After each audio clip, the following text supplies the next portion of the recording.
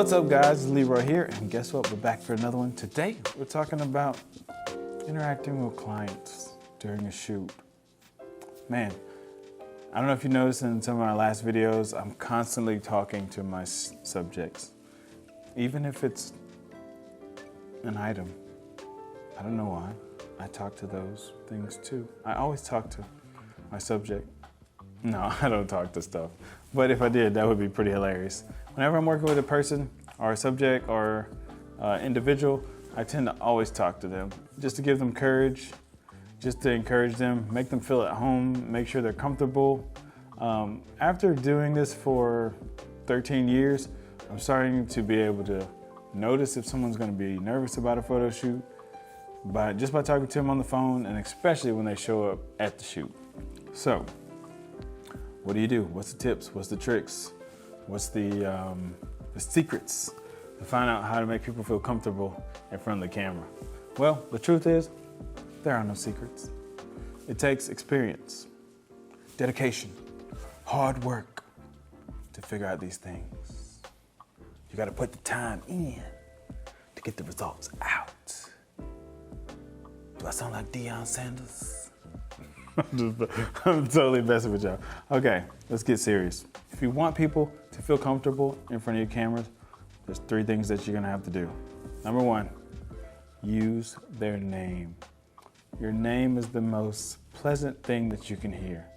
If I say, Elijah, how are you today?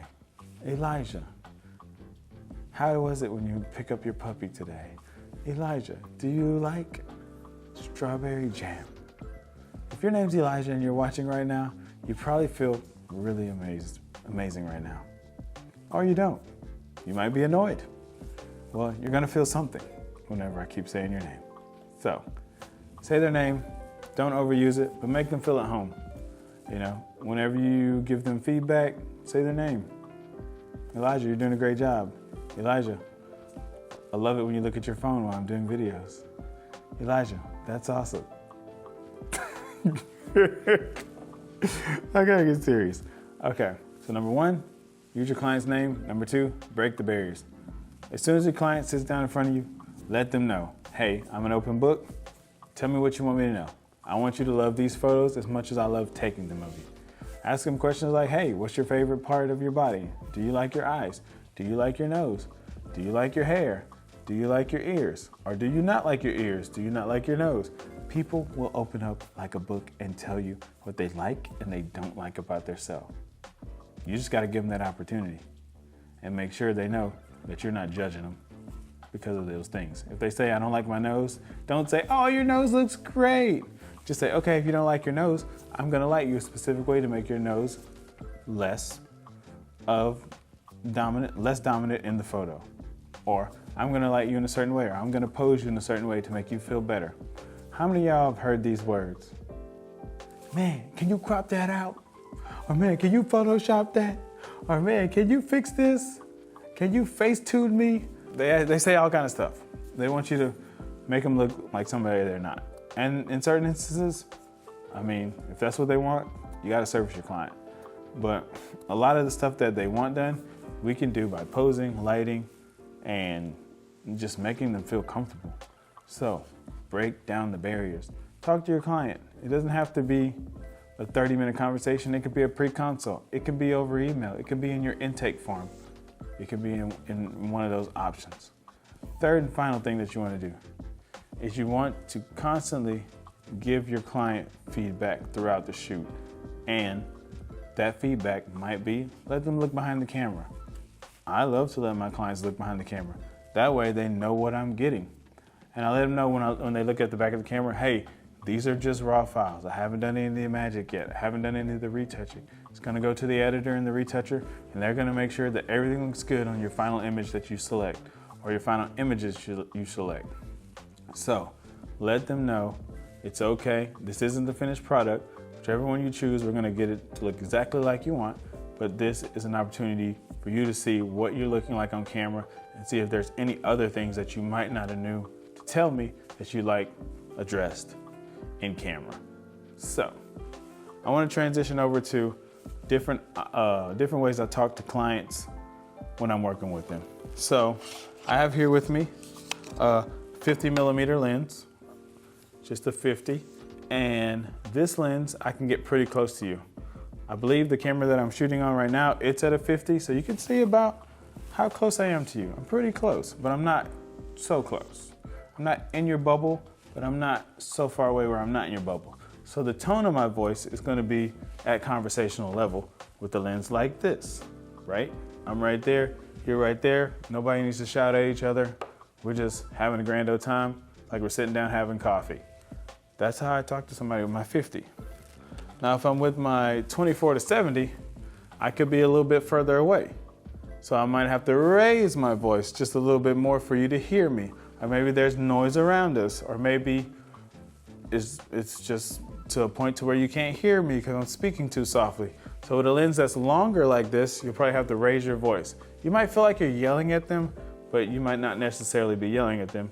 And once again, you've already broken down the barriers. Ask your client, hey, can you hear me? I wanna make sure I'm not talking too quietly because I'm like a mile away. And they're already nervous, so they're not gonna really open their mouth and say, I can't hear you. If I yell back at him or her, maybe they're gonna make my pictures look bad, or maybe I look bad, and maybe that's why they're whispering, because they don't have a lot of confidence in me. So you wanna make sure the people who are sitting in your chair, the people sitting across from you, man, they're humans, and they're thinking about a million things, and it ain't about the pictures most of the time. It's about all the things that could go wrong during the pictures. So use the appropriate voice when you're far away, and make sure that you're not yelling or you're not too quiet. And my favorite lens, the compression lens. This is my 7200. So whenever I have my 7200 on, I'm probably talking really loud to you, bro, because you're very, very far away from me.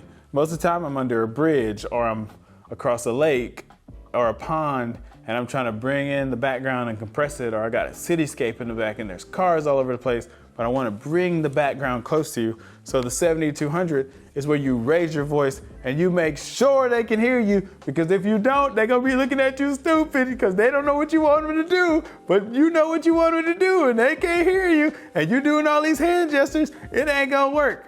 So make sure you have a pre-meeting before you put this lens on so everybody knows what's happening, because you're gonna have to yell with this one, or have an assistant close with a cell phone or a radio or something like that, to where you can tell them, hey, Elijah, tell her to turn her head 2 inches to the right.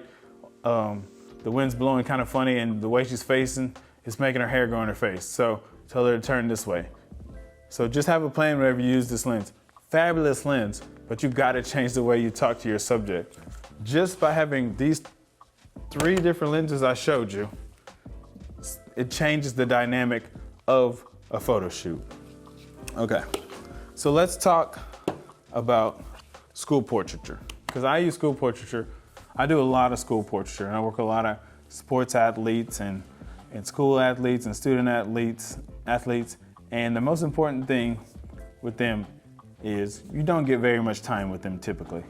You walk in the room, there's 500 kids that you got to photograph that day, or 5,000 kids, or however many kids your school has, and you don't have more than 20, maybe 30 seconds with each kid if you're lucky. In most cases, you might only have 15 seconds. So you got to make the most out of that 15 seconds that you have. So what I like to do is, when I see someone coming up in the line, first thing I'm doing, I'm looking at their clothes. What kind of shirt are they wearing? Do they have any logos? Are they sporty? Are they into gaming? Are they into hip hop? Are they into Taylor Swift? I'm looking at their clothes. I'm gonna find a connection point before they sit down. After they sit down, I'm gonna say, hey, what's up? My name's Leroy, what's your name? Or I'll say, hey, I'll look at the QR code and I'll say, hey, what's up, Elijah? How you doing? You ready for your photo? And he's like, nah, I don't really wanna be here. Man, I see you got on a Jimi Hendrix shirt. What's your favorite song? Oh, blah, blah, blah, blah, blah. I love this Jimi Hendrix song. Sorry, I can't think of any. You know any Jimi Hendrix songs? All Along the Watchtower. All Along the Watchtower. So you need to be well versed. So I'll be like, hey, you like that All Around the Watch? What's it called? All Around the Watchtower. Yes. All Around the Watchtower. Right there, go check it out. I'm sure it's somewhere around here. So you say, hey, Jimi Hendrix is one of the best guitarists ever. Man, his work's amazing. His legacy's still living on today. And they're like, yeah, dude, totally, you get it, man. And then you've already built a little rapport with Elijah. So then you're looking at the next person in line, and maybe they have their hair done really well and they got their edge control in, so their hair is looking super good. And they just got some fresh braids and you're like, girl, your hair look good today. You don't have to say it and be a creeper, but you can just like, hey, your hair looks awesome. I'm so happy you were ready for photo day today, and your pictures are gonna come out amazing. And they're like, thank you, you noticed that my hair looked good? Yeah, when did you get it done? I did it last night. So you just have that little banter with them and you build up that rapport. And then another thing that I learned from Roberto Vanzuelo is it's okay to make yourself look like an idiot sometimes just to get somebody to laugh. So lots of times I'll tell people funny things or little quirky things to make them laugh, like, oh, what's his name? And they'll be like, who? You know that boy. I don't have a boyfriend. And I'll be like, girl, I was talking about Jesus. And they will bust out laughing every single time. I don't know why. It's something about, I don't know why, but kids laugh every time I say that. And with the little ones, if you're really having trouble getting a little one to smile, and it's a little boy, and he's like in 3rd grade or less, make a fart noise. I don't know why. Them jokers love fart noises. They be laughing so hard. But you gotta kind of rein them in though. Once you go down this path, you better be ready to stay the course, because they're not coming out. You better be at the end. After you know you got at least one half decent shot, because you only get one shot, like Eminem would say. But I love to play around with the kids and just like make funny jokes and say, hey, is there a booger on my nose or something like that? And they all say, no, there's no boogers. And kids are really, really fun, because I'm thinking about it because all week I've been photographing children at one of the local elementary schools, and man, it's been so much fun with them. So I don't get much time with most of them. Dude, this morning they started me with the 2, 3, and 4-year-olds. I was wiped out. But I had so much fun. I gave it too much energy on the first round. And by the time the 1st and 2nd graders got there, I was like, man, y'all are fully functioning adults. Y'all just sit down and smile. But anyway, take time to listen to these people and make observations. If they have a big bow in their hair and their little kids say, oh, Susie, your bow looks good. Your hair looks amazing. And then boys say, oh, you look very strong. Do you work out?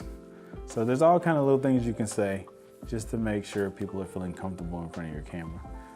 Don't feel bad if you mess up sometimes. You're not always gonna swing or bat 1,000, as they would say. Sometimes you're gonna say something that makes people even madder, or you'll say something that makes them not feel super happy, and then you gotta retract and backtrack. But more times than not, if you really pay attention and see their demeanor and their attitude, you'll be able to find a place to make them happy. So, in conclusion, these are some of my thoughts on making people feel comfortable with the camera and ways to talk to them when you have different lenses on, because obviously, if I'm talking to you like this and I'm way across the road, you're probably gonna be like, what the heck is he saying?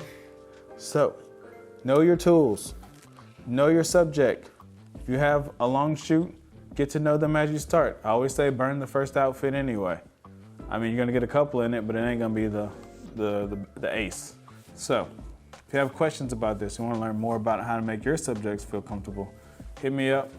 Give a big shout out to Got Photo for making this video happen, because they're actually our sponsor on this video. So big shout out to Got Photo for everything they do for us in our volume business, and we cannot wait to see you guys on the next